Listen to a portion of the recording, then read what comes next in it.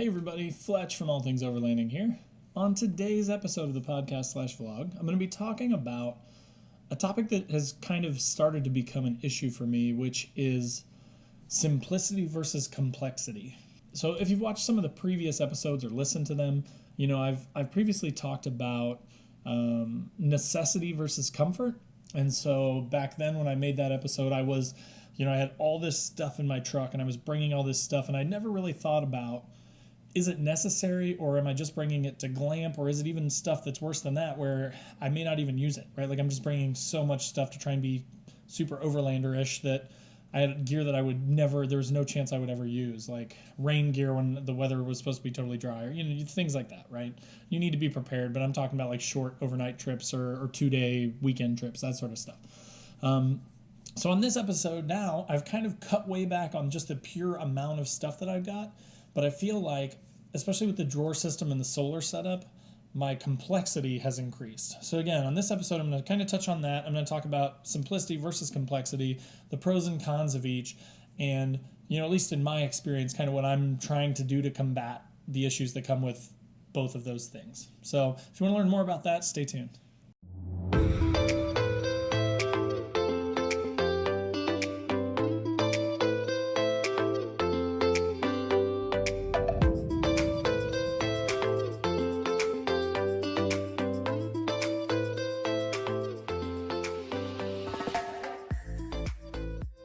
Welcome back. So, as I mentioned on today's episode, I'm going to be talking about simplicity versus complexity.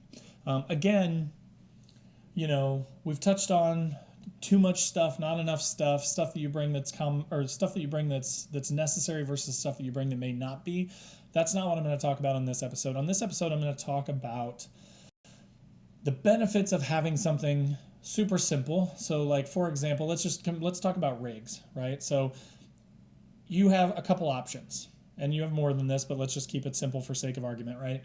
You could go out and spend, say, 50, 60 grand on a brand new 4Runner or a really new 4Runner that we all know is very capable, very tough, does great off-road, has a lot of creature comforts in it, is going to be reliable, right? So you could do that. Let's just round it and make it a round number and say 50 grand. You could go out and you could spend 50 grand.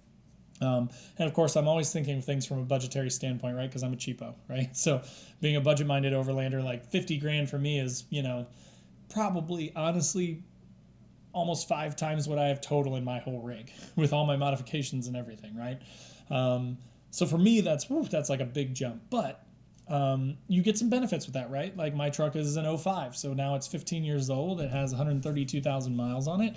It still runs great. I've had no problems with it, but 132,000 miles, there's no telling. Something could just die on it tomorrow, explode while I'm on the road 8 hours from home. You never know.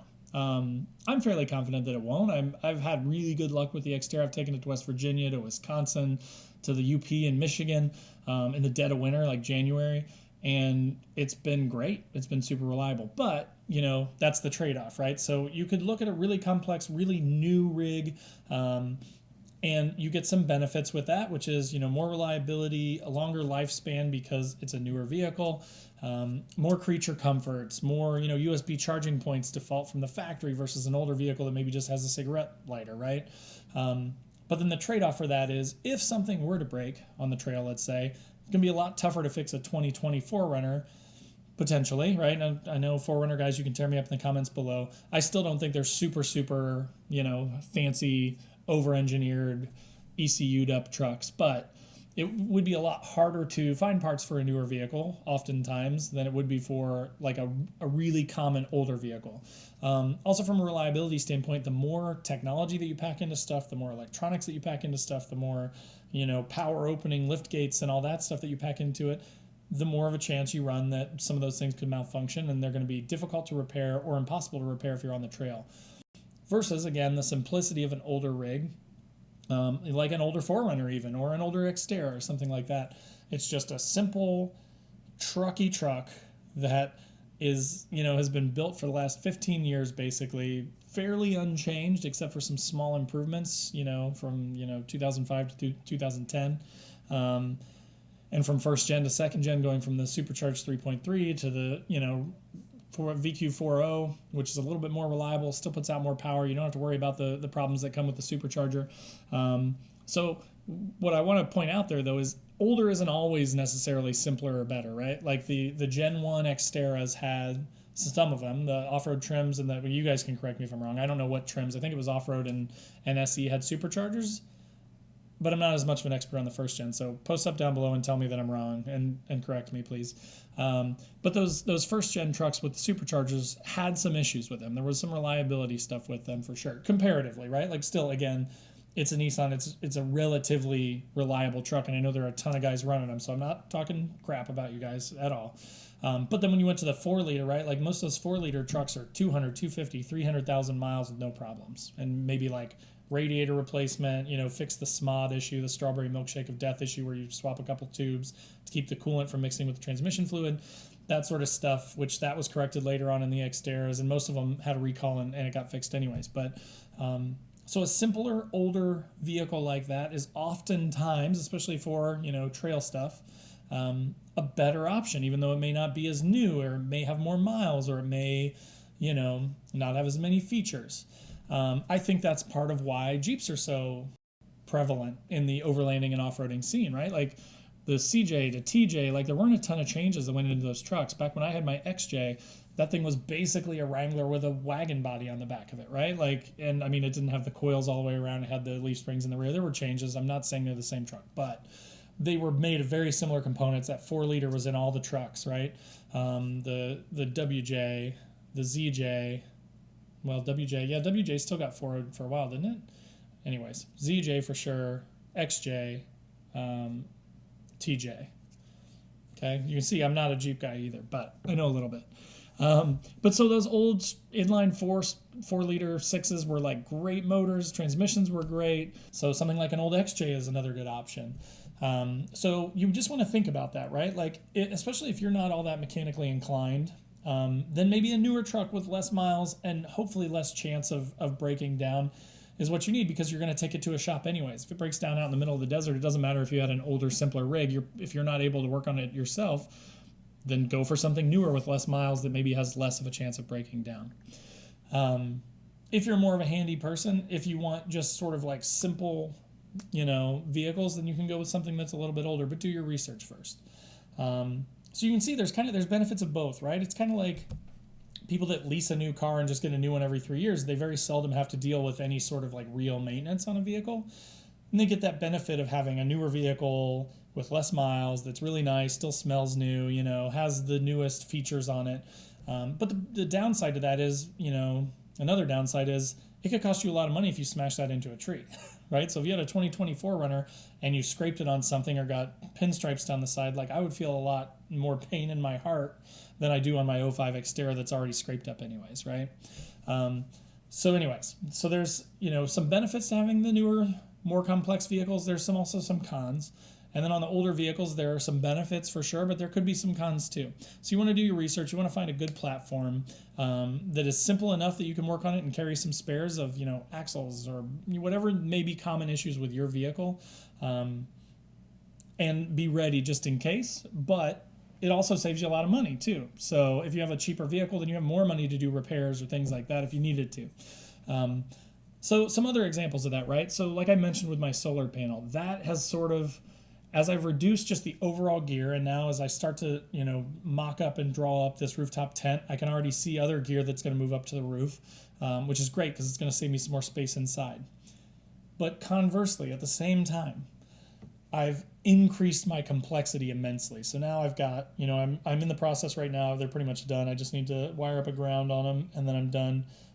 4 new Hella 500 FF spots on the top of the truck, which I wired into its own new separate switch. Previously, the LEDs were wired in with the ditch lights, so it was one switch and all the lights came on. So now they're going to be wired separately. So now I've increased to 2 switches, 2 additional light switches in my cab, which means there's twice as many opportunities for failure, right? If I soldered them all, I'm getting better. Back in the old days, I just twist them and electrical tape them. Now I'm soldering them. I'm doing a better job of hopefully future-proofing them. As I was installing that, a good example of this where complexity can get in the way and kind of, make things more of a problem. about a while ago, months ago, maybe a year ago, my backup camera, I had installed an aftermarket backup camera in the truck because it is pretty difficult to see out, especially when it's full of gear. Um, and it had stopped working. And I was looking around, I'm checking it, and I'm like, maybe it just died. Maybe, I mean, it was an old one that I had on a previous vehicle. It's probably 7, 8 years old now. I thought maybe just the camera just died. So I just kind of gave up on it. Well, as I had the whole, driver's side torn apart to wire in the new fog lights, I saw a blue ignition cable that was spliced. It had like gotten pushed down when I stepped on the guard stepping up into the truck, and it must have gotten pinched between something and it cut it. And I'm like, you know what? I bet that goes to the backup camera. So I, spliced it together, soldered it, connected it, and sure enough, my backup camera works again. So I was without it for like a year. But because of that complexity, right? Like I'm looking everywhere, I'm checking the wiring, I'm like, maybe just the camera's dead. Like, I don't know, it's just dead.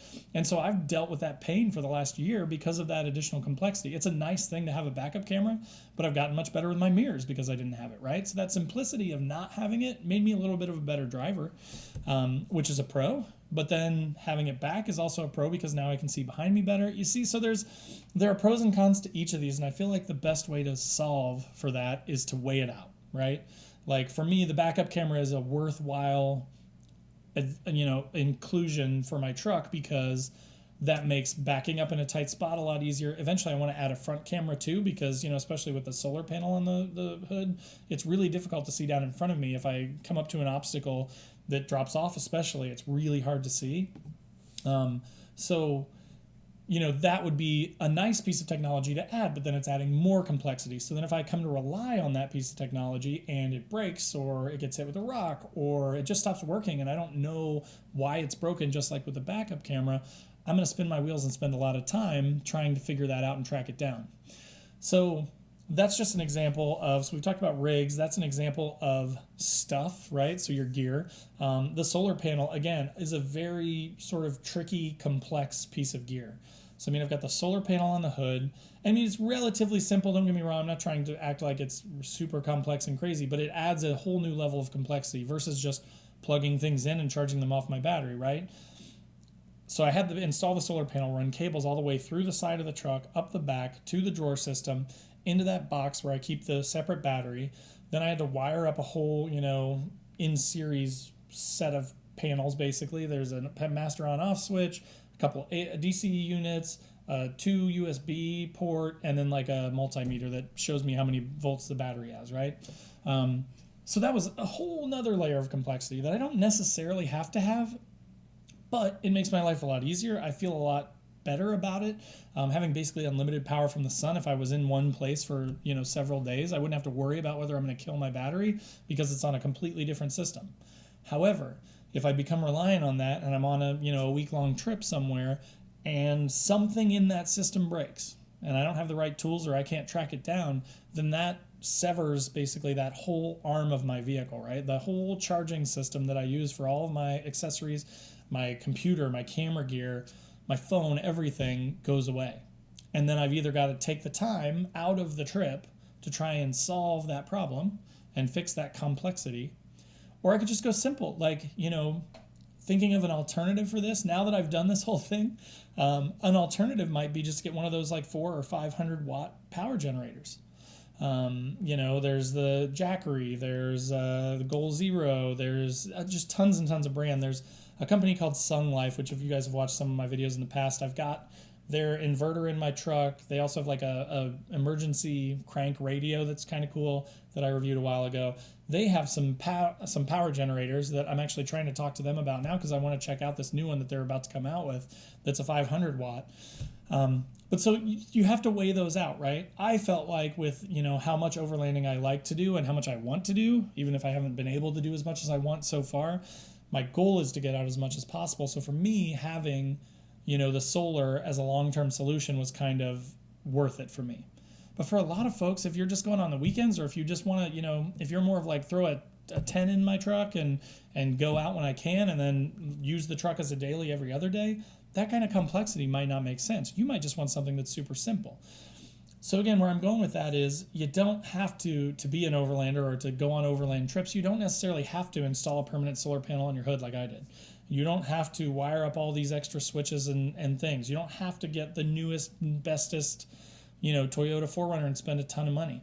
You could really easily just take a 4-wheel drive Ford Ranger and go out and throw a Jackery 400 in there and a tent and a mat and a sleeping bag and have a really good time. Charge all your stuff, run it all, plug the Jackery in on your car battery during the day and just let it charge back up while you're driving around and moving from one camp to the next. And that would infinitely simplify your gear, right? So I wanted to bring this up because I feel like it's a little bit different than, necessary versus comfort, because I went that route, right? And I started really thinking about my gear and thinking about what exactly do I need right now to go overlanding? And what can I get rid of? What can I clear space in my truck for? And that was kind of where the drawers came from, right? I was like, if I have a permanent spot for all this stuff, then I will always have everything that I need, and I'll still have my seats free up front, and that is a good move for me. And that, I'm not saying it's not. I'm not saying anything's changed with that. But then again, as I was building that, then I decided to do the power stuff. I decided, to do the rooftop tent build, which I think is going to be super exciting, and I think it's going to be a great improvement, and I'm going to get a lot of gear up out of the truck even more, but it's going to add a level of complexity, right? I've got to make sure it's secured properly to the roof. I've got to make sure that it's operating. I've got to make sure that I build it in a way where condensation can clear the tent so that it doesn't get inside and mold or ruin it, right? So there's a lot of complexity that gets added by that stuff. So again, where I'm going with this is, I think... It's a good question. Where am I going with this? Where I'm going with this is, again, for most of us, even myself included, like I'm really trying to do this almost like full time, right? Where I can just like at least like 5 or 6 trips a year, get out of the state and go for like a 2 to 5 day trip. Like that would really be ideal for me, 4 or 5 of those a year. But for most of us, as we've talked about before, just trying to go on a trip on the weekend, I don't want you to feel like, and I definitely don't want you to watch my channel and be like, oh, he has a solar panel, cool, I want a solar panel. Or, oh, he has, a drawer system, I think I want that too. Like, I want you guys to really think about what do you need, but what is the simplest way to do it that makes sense for you? Or the most complex, if complex makes sense for you. Again, if you want to do a dual battery setup, that's very complex. But there are some benefits that come with it, right? Again, that's why I avoided the double battery setup in the first place, was because it just seemed too complex to me. But now I have a whole separate solar-powered battery system in my drawer system that's probably just as complex, maybe more complex than a dual battery setup. So be thinking about that stuff, right? Like I have previously just sort of like been like, I want to do this thing now, and that seems like a cool idea, and I'm going to do it. So I'm admitting my fault here, right? Like you always want to think through your mods. You want to think through, is this going to save me space? Is this going to make my trips better? And you also need to think like, am I making things needlessly complex? Or am I oversimplifying to the point where I'm not going to have a good time because I just brought a pad and a tarp? So there's a lot of stuff to think about there. So the point of it is that there is a lot of complexity from everything from your rig to your gear to the setup of your interior of your rig, whether you have a bed system or a rooftop tent. So don't just do things because you hear them on Overland Bound, or you see them on Overlanding USA, or you hear me say that I have this solar panel and I really like it, or the drawer system's the way to go. Really think through, like really write down, maybe do a SWOT analysis, write down, here are the pros of this, here are the cons of this, here's how much it costs. Can I spend that money better on other gear?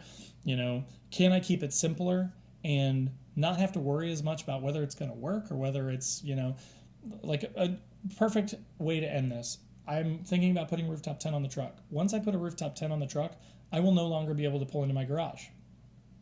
So I'm adding that complexity of the rooftop tent. I'm also adding another layer of I won't even be able to work on my truck in my garage anymore unless I remove the rooftop tent.